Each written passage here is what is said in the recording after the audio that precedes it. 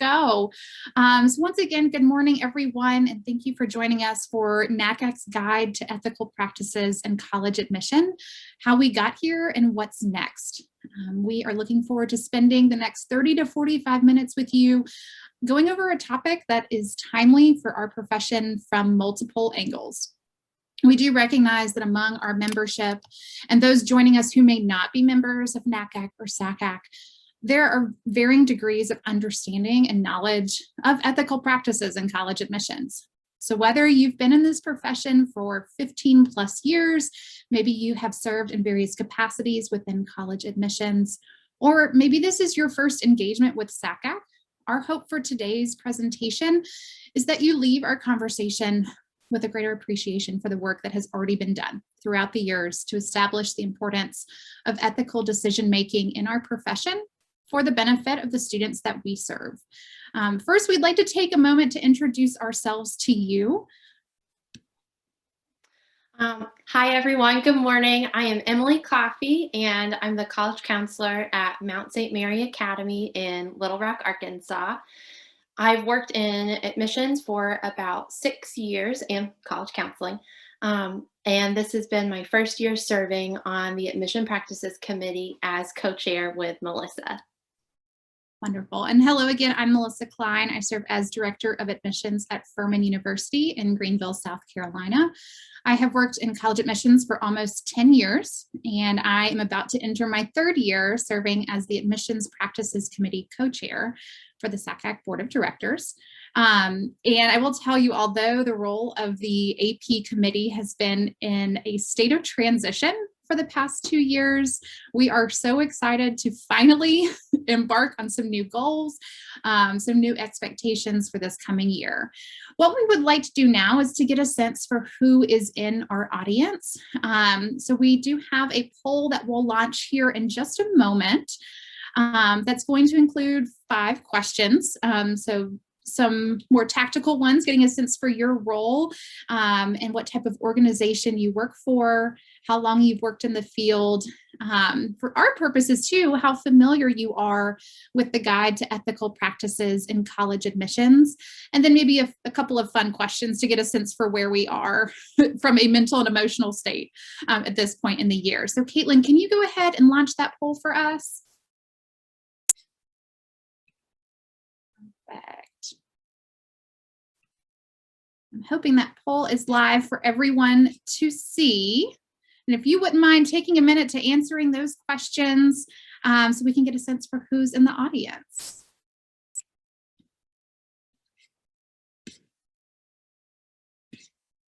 All right. A couple of answers coming in.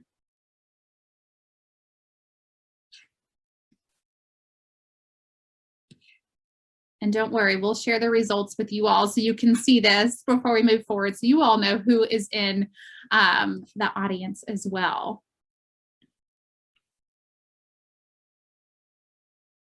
Perfect. I'm seeing a good number of 11 to 15, more than 20 years, hoping to learn from your expertise as well.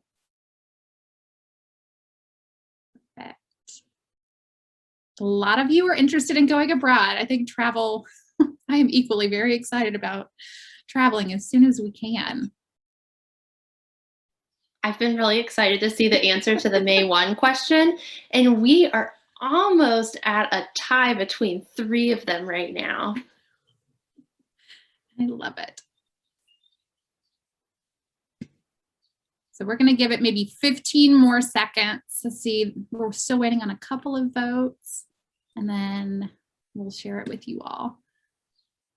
I can tell you I resonate with so many of you, and you're what's getting you to May 1. All right, Caitlin, let's go ahead and share that poll so everyone can see where we come from. So I think an interesting representation within our types of organizations, and so helpful to see that we're coming from different backgrounds that I hope will be helpful in our discussion today. And as I mentioned earlier, a lot of experts in the field. So this will be great. Your perspective is important as we continue the work in admissions practices moving forward. Emily, anything that sticks out to you? I would like to acknowledge that I created the poll questions and I forgot to leave off one very important group of people. I left out independent educational consultants, and I am very, very sorry for that. Someone brought that up in the Q&A box for us, so I am sorry, and thanks for bringing that to our attention. And then I think Coffey is also definitely getting me to May 1, so I and the hope of a summer vacation. Yes, absolutely. Well, thank you so much for indulging us in an opportunity for us to get to know you a little bit better. I do want to acknowledge a couple of housekeeping things. So you'll notice that the Q&A function, some of you have already found that. As questions come up, please feel free to put those in the Q&A section, and we'll do our best to address those as we go, and certainly at the end as well. We also would encourage you to use that space as you have feedback or want to contribute to the discussion as well. So use that Q&A function as much as you would like. And we look forward to connecting with you throughout this presentation. So Emily, I'll turn it back over to you. Yes, so just in case you are not a member of SACAC yet, we love our professional organization and think it has a lot to offer, and we'd love for you to consider becoming a member if you're interested. So there's that little link that you could follow. Membership fee is $45, and some of the advantages we found, at least, is access to recording of webinars, leadership opportunities, mentorship opportunities, and just a greater connection to folks who are interested in some of the same things you are.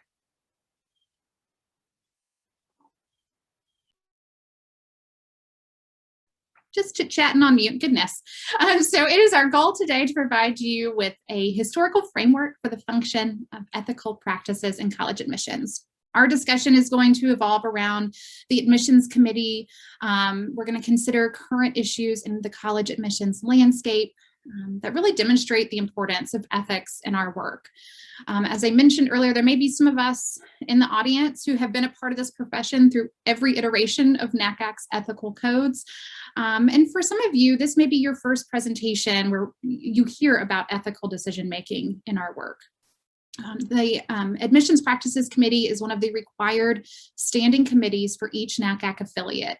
And we have played a pivotal role in ensuring institutions live up to the established guidelines and best practices for how we conduct business.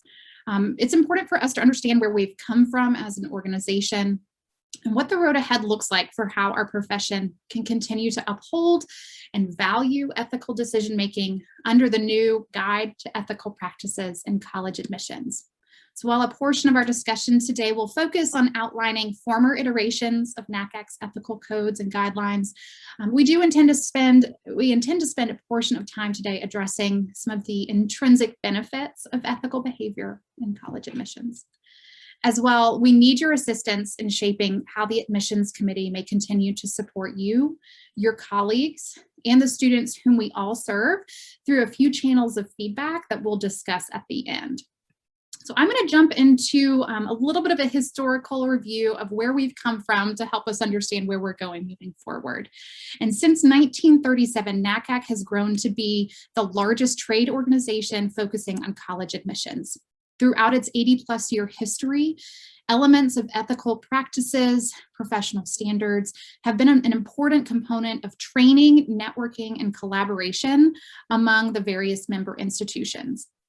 Originally known as the Statement of Principles and Guiding Practices, or SPGP, as many of you may already know, this document saw a number of iterations over the years. And at its core, it served as the guiding recommendations, best practices, in some areas, expected behavior for how its member institutions conducted its business. So it is important, again, to recognize that ethical practices have been at the very heart of this profession since the beginning. Adopted by the Assembly at the September 2017 National Conference, the SPGP transitioned into a new iteration It really had not seen an extensive overhaul for at least the previous 10 years. And in this new version, which you have maybe heard of as the Code of Ethics and Professional Practices, or the CEPP, this new document provided clear ethical principles and the rules for implementing. This was actually done in an effort to ensure protection of students from unethical recruiting practices. In this new iteration, all provisions were mandated and resulted in an almost immediate inquiry from the Department of Justice in November 2017, specifically related to three components for concerns for antitrust elements.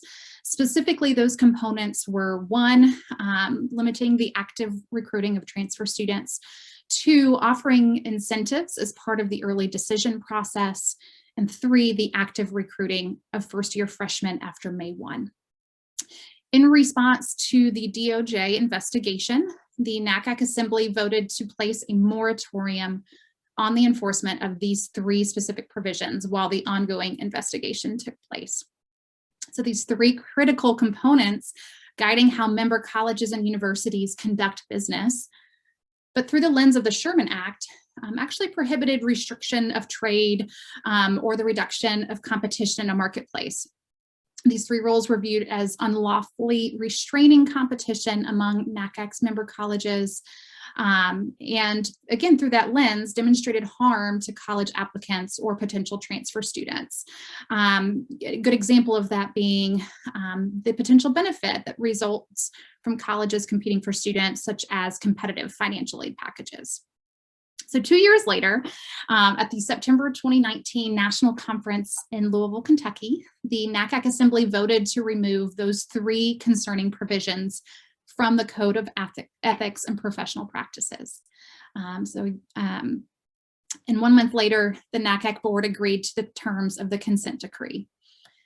So although the consent decree was accepted by the DOJ, the moratorium on the CEPP remained in place from fall 2017 to fall 2020, and actually expanded to all elements of the CEPP during that time. As this was an ongoing legal concern, NACAC's legal counsel recommended that the national AP and affiliate AP committees not follow up on complaints for violations against the CEPP during that time. With hopes of avoiding future issues regarding antitrust within this document, the NACAC Board of Directors recommended that the National AP Committee recast the document as a best practices model. And this was a process that was embarked upon in a very thoughtful and strategic format, including conversations among delegates, affiliate leadership, and surveys to membership to really best understand the ongoing needs of our members.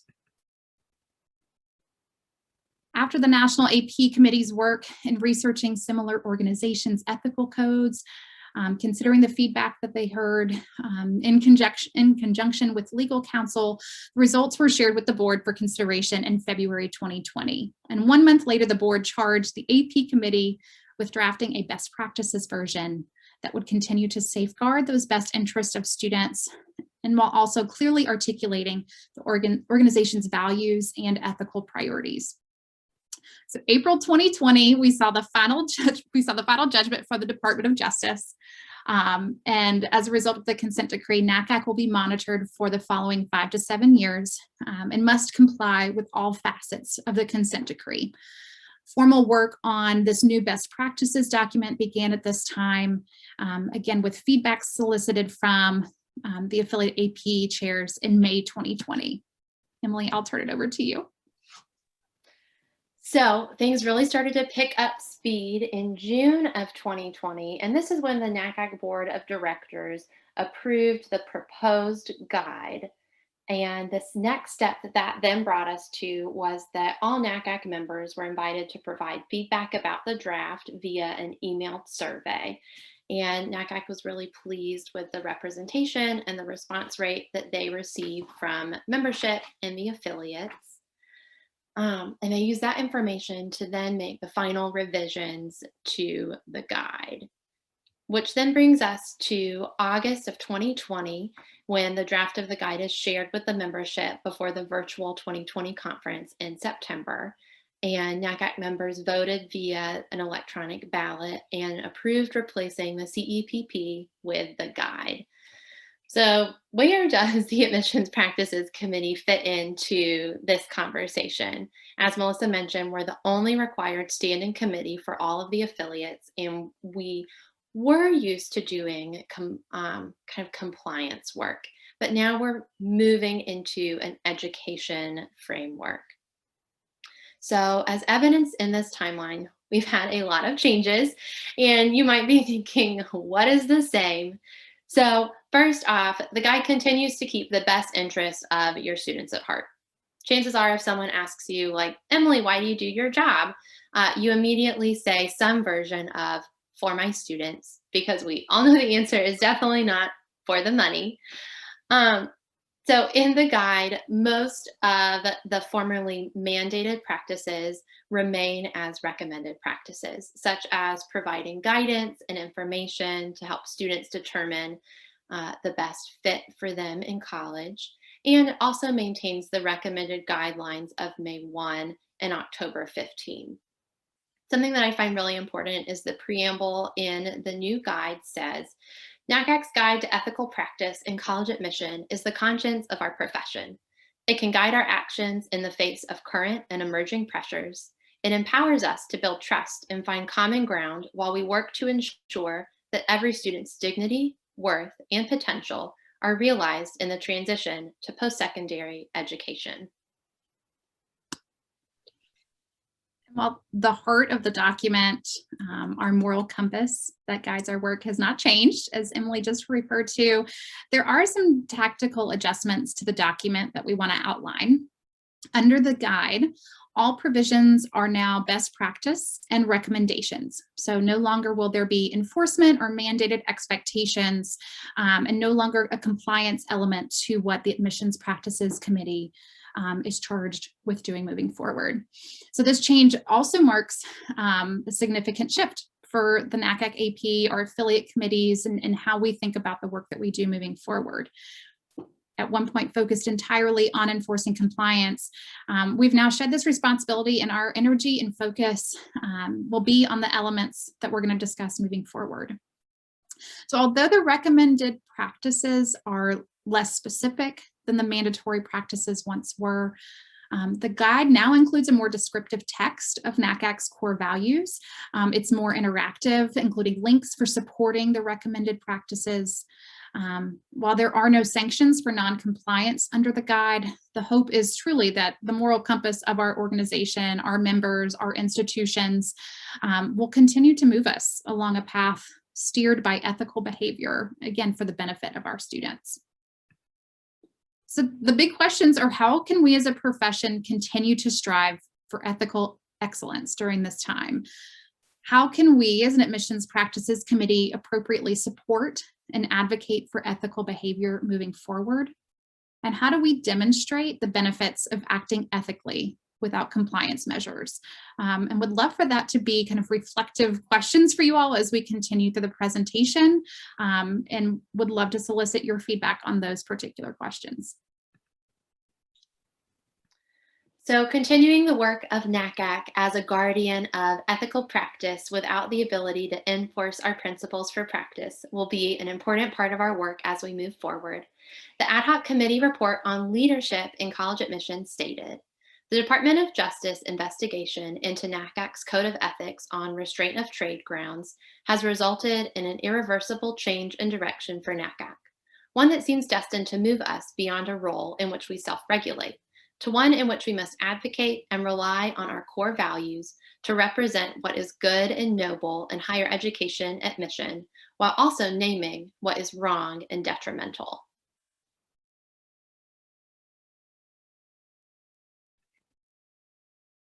First, let me apologize for the text that looks like it got messed up.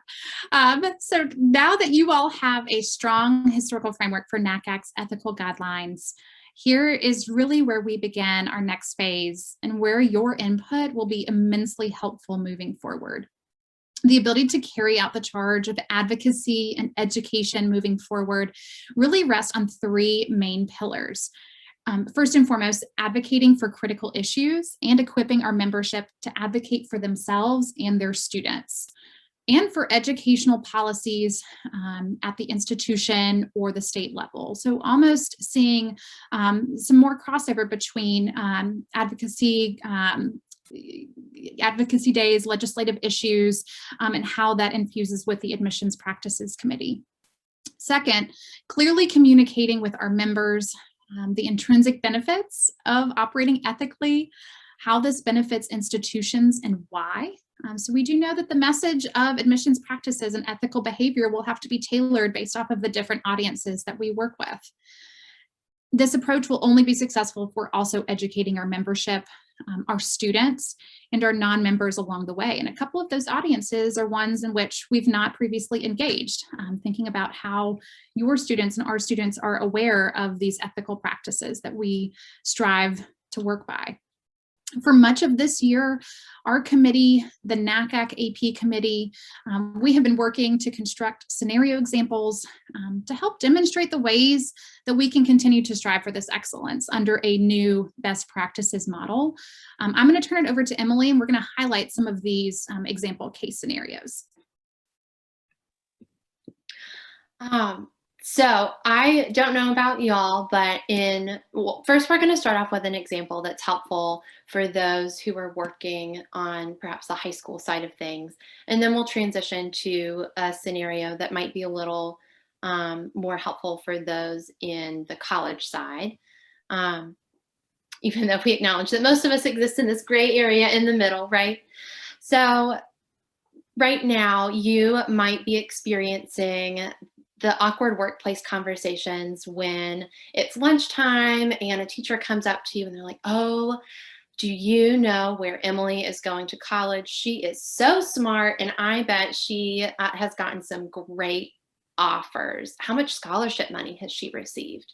And so this puts you in an awkward position because in the guide for NACAC, it states, as a recommended practice, that members should not divulge an individual student's college application status, admission, enrollment, or financial aid and scholarship offers without express permission from the student.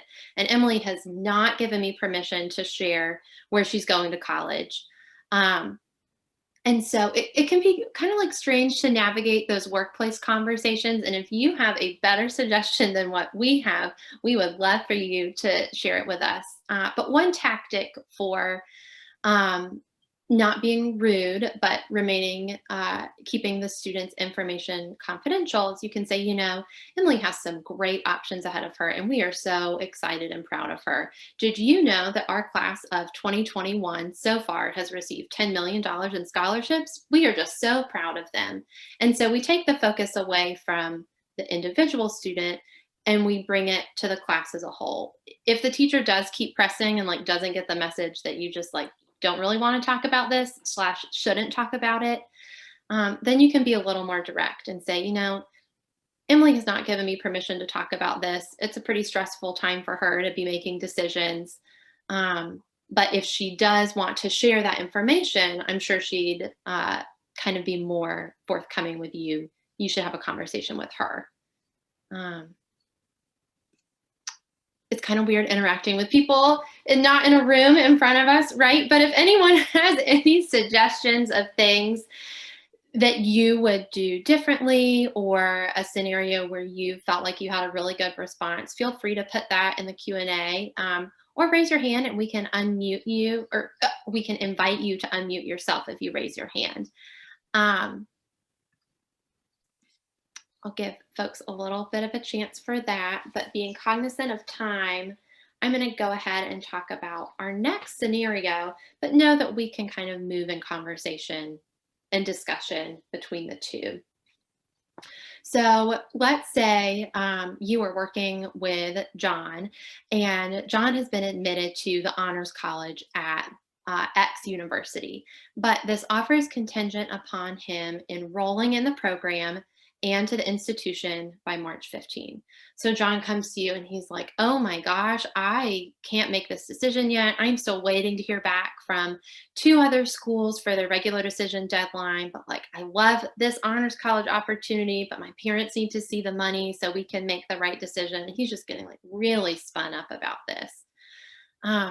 And this is problematic because, as outlined in section 2A of the guide, it talks about how member institutions are recommended to create an admission process that is fully student-centered and free from coercion.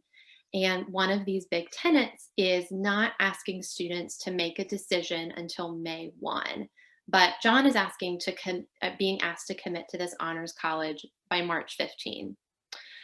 So we've got a couple options here. If you're the high school counselor or independent educational consultant helping John out, you can say, you know what, John, let me make a phone call to this college and kind of chat with them. Maybe they've got no idea that this specific honors college has kind of gone rogue and is asking for a new deadline. And so you can just have a polite conversation and say, you know, like, John would really love the chance to have an extension on his deadline. And we can also empower John himself to have this phone call, but sometimes it can be a little hard and tricky for a student to be advocating for themselves when they're not aware of our NACAC guide, of our recommended practices. And they've got a lot going on, right? John is probably really afraid that if he calls and asks for an extension, that X university is going to say, no, John, we don't want you anymore. And we know that that is not something that would happen. But y'all, these 17-year-old and 18-year-old students have some interesting ideas that they get in their heads. And so we would really want to encourage the student to kind of feel empowered. And that's what we're really working on now, is empowering our members of SACAC to share information with others. Because oftentimes when we were working on compliance issues, it wasn't someone intentionally trying to harm a student. They were often very accidental. Emily,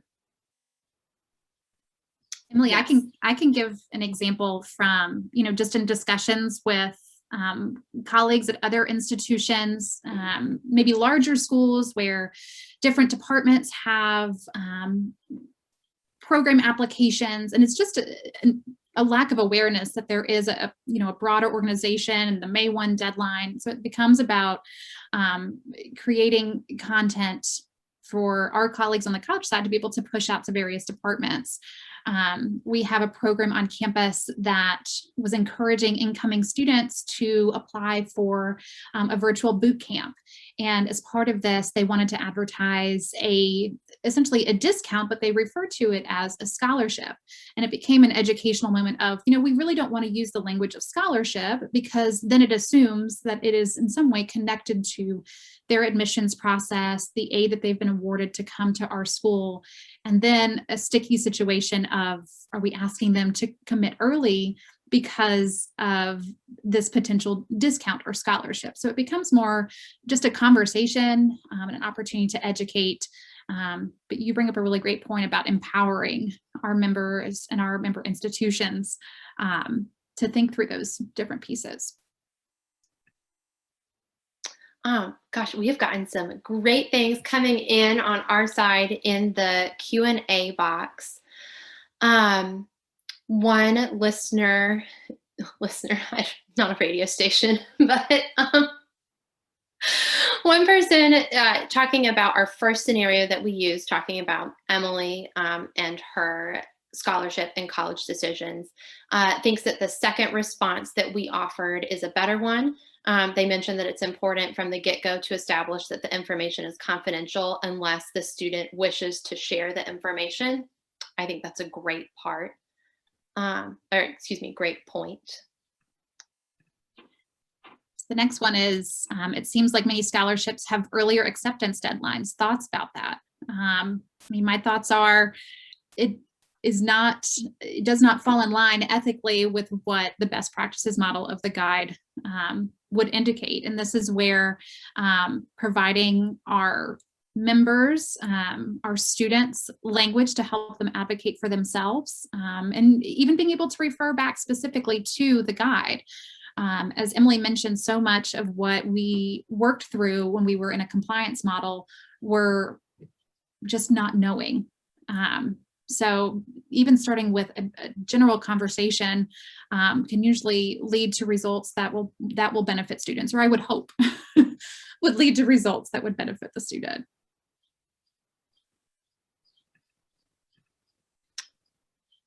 One person asked, and these are just truly our opinions, these are not NACAC directives or SACAC directives. We are all learning together and in this space of trying to make sure that we're advocating for our students the best we can. Someone asked about an incentive of a reduced fee to sign up for the dorm by April 15. I would feel, I don't have children, but I would feel uncomfortable if it was my child, because like I love a coupon and I love saving money, but I also love having my full financial aid package and everything to compare before making a decision. So I personally would feel uncomfortable putting down a reduced deposit for housing by April 15 before that May 1. We understand that people need to bring in their class and like get an idea of what things look like, but it would be so nice if we didn't have instances like that, I guess. I also think that falls in line very similar to the examples you gave, Emily, of enrolling for an honors college or a select program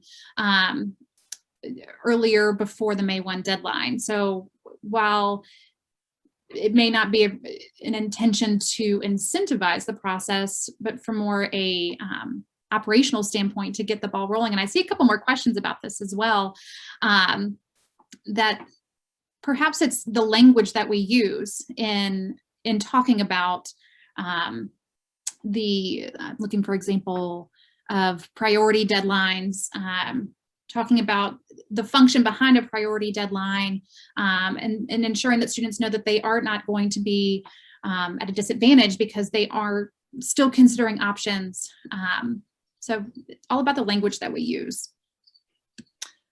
And from kind of an admission office standpoint, one person sent in a comment that they've discussed connecting with their non-admission scholarship programs around campus and encouraging them to also list May 1 as the deadline to respond, which would give the student time and would be more in line with the May 1 best practice. And if you are someone in your office who can make that change, or you can chat with someone in your office who can make that change, I think that'd be a really great idea. And that's a good suggestion from this person who typed it in. In the interest of time, because we've got a few more things that we would love to chat with y'all about, we're gonna move on to our next spot, because my goodness, it is, time is moving. So with the 3 pillars of advocacy, education, and communication in mind, NACAC would love to hear from SACAC members. So y'all, this is our chance to let them know what we think and what we want and how we feel. So I'm gonna go ahead and drop this link in the chat if you don't wanna use your phone to scan the QR code.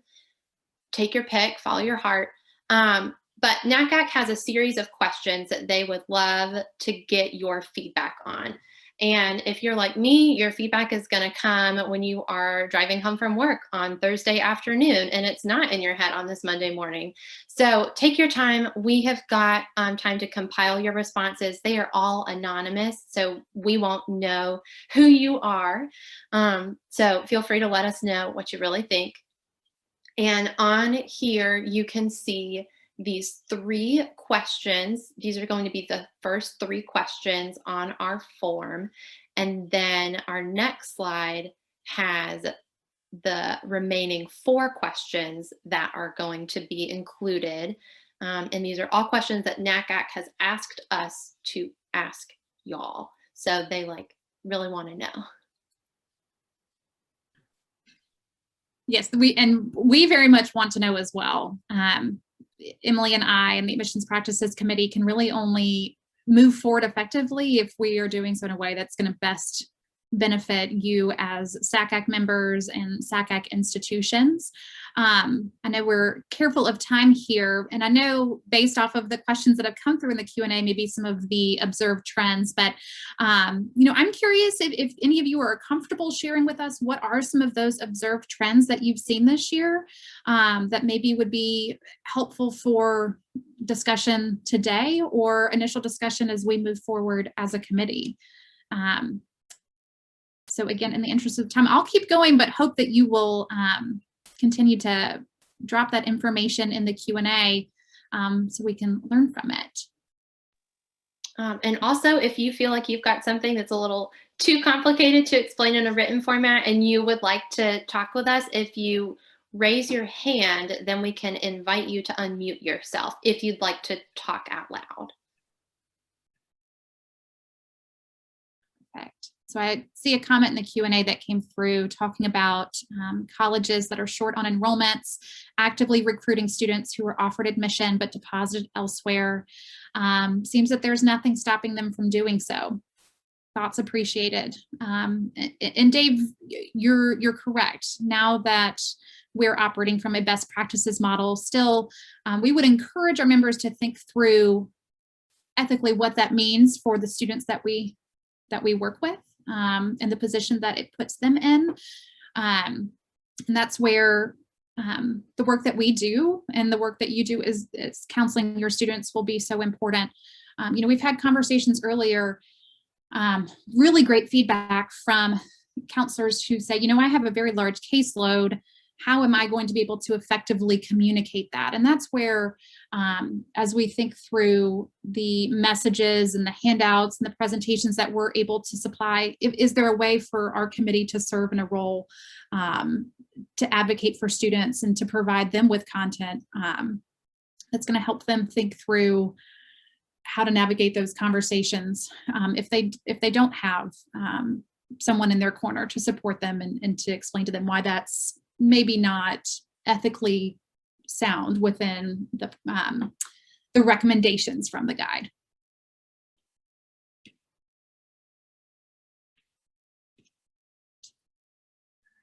I see another one. Emily, I'll go ahead and read this one in the Q&A as well. Concerned about guaranteed transfer promises. Seeing more of this year, which can be harmful for students as they commit to a different school. But are then reluctant to embrace the college where they first attend. Wow, that's heavy. And I will acknowledge, Emily, I don't want to speak for both of us, but as a committee, I mean, this is just an opportunity for us to hear. And I come to you with more wanting to seek those questions and for us to find solutions together. Do I see a hand raised? Oh, yes, someone has their hand raised. And Melissa, if you could, would you mind advancing back one slide so we have the QR code up on the screen? Absolutely. Absolutely. I didn't think about that. No worries. All right, I'm going to attempt this raising hand, allowing to talk. And perfect. Let's see here. Talking permitted. Can you guys hear me? We can, yes. Awesome. It worked awesome, right? Perfect.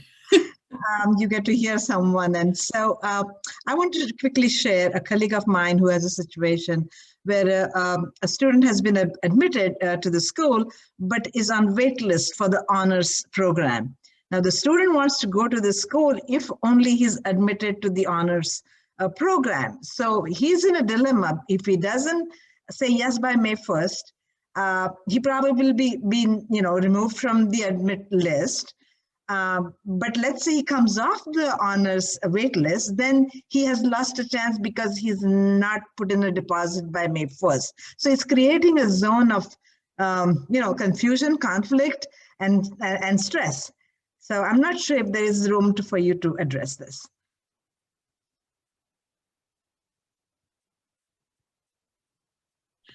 I think we're both pausing to make sure that we're giving appropriate advice or recommendations. And in my heart of hearts, I would like to think that it's a matter of an admissions office not being that there's a disconnect or lack of communication happening between an honors college and admissions process. An example where an outreach from a counselor or from a parent or from a student could help to rectify the situation. But I will tell you, I'm taking away from this that this is a great scenario for us to be prepared to address moving forward. Emily, anything that you would add to that? No, but there is someone who wrote in who said they are having the same situation with their student. So they both feel your pain and they're happy that you asked. I bet they're also a little sad that we don't have a magic answer. It's tricky. Yeah.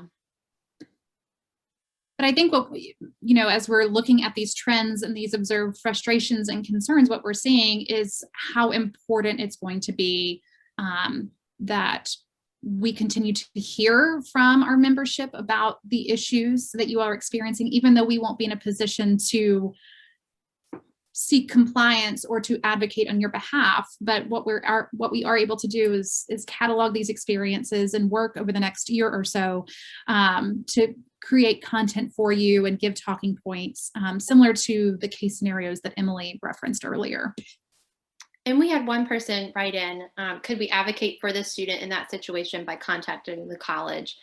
Yes, absolutely.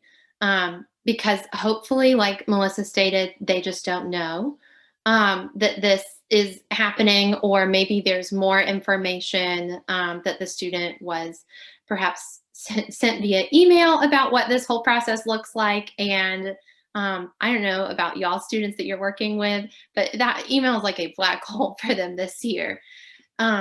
So yes, absolutely call and talk to them. One person said, and I have definitely experienced this year, that there are some community-based scholarships that require students to submit letters of recommendation like on their own.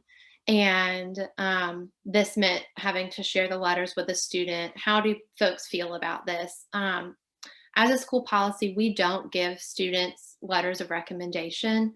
So I always call or email the scholarship office, and I've yet to encounter one that won't let me either mail it directly or email it directly to them.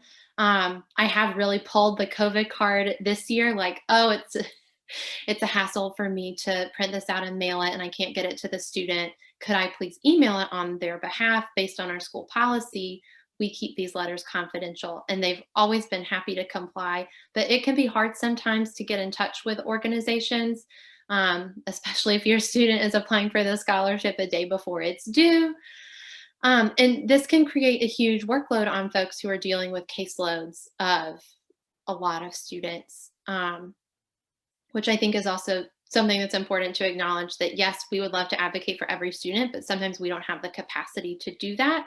So if you have taught a lesson to your families and students or shared information in a way that works really well, we'd love for you to put that in the Google form that you fill out. Absolutely. So we are coming up on the 1 minute mark. So just so we can kind of formally make sure that we wrap up our presentation, but we'll certainly stick around to maybe address some of the questions or continue to catalog them as they come in. You guys have some great feedback, and we're so appreciative of that. As a reminder, QR code, the link in the chat that has the Google form, please fill that out in the days or week to come, so we can share that with NACAC. We would be most appreciative. And really, just to wrap things up, we really do hope that this presentation has been informative of the role of our committee, what we have been known for, and kind of where we are headed in the future. But really more as an opportunity for reflection on things that you're seeing this year, ways that we can continue to support you moving forward. We really hope that you will reach out to us at admissionpractices@sacac.org if you feel more comfortable sharing those trends and concerns in that more kind of behind the scenes format, we completely understand that. Or if you would like to volunteer with us. So we have historically been a committee that's been a committee of two for compliance, but we absolutely are going to need support and volunteers from our membership, volunteers for presenting at the various SACAC events to make sure that the guide is a part of what we do. We will need assistance with creating this content. So if that is something that you feel called to do, please feel free to send us an email and we would love to connect in that way. I want to be cognizant of your time. So there's so many great sessions as part of the SACAC conference over the next couple of days. This does formally conclude our presentation. We'll stick around for just a couple of minutes if you have any other content that you wish to share, but we do appreciate your time this morning and look forward to staying connected in ways that we can help you. Thank you all so much. I wish we could see your faces instead of just your names, but we really appreciate your engagement and your time.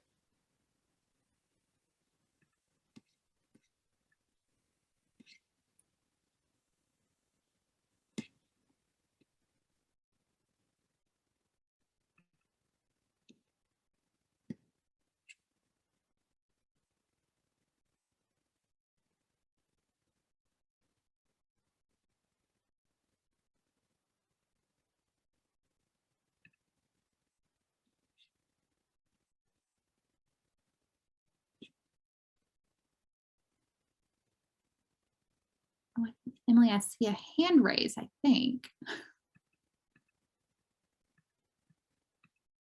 Maybe not.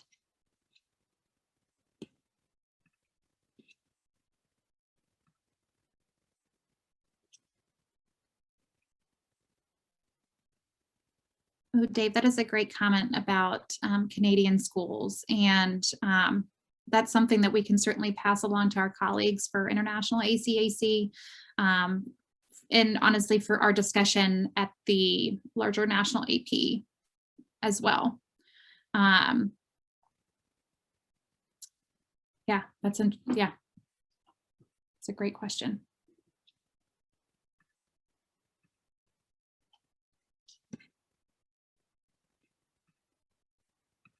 All right. I think that we're all set to end. And again, appreciate you all so much for joining us this morning. It's just this morning, Monday morning. And I hope you enjoy the rest of the virtual SACAC conference. Thanks again. Thank you.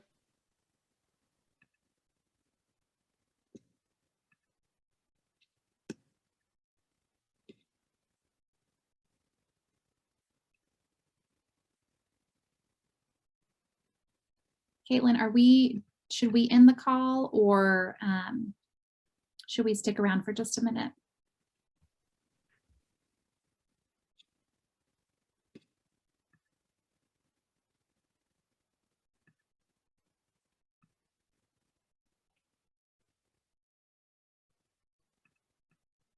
Oh, Nigel, I see your hand raised. I'm going to allow you to talk.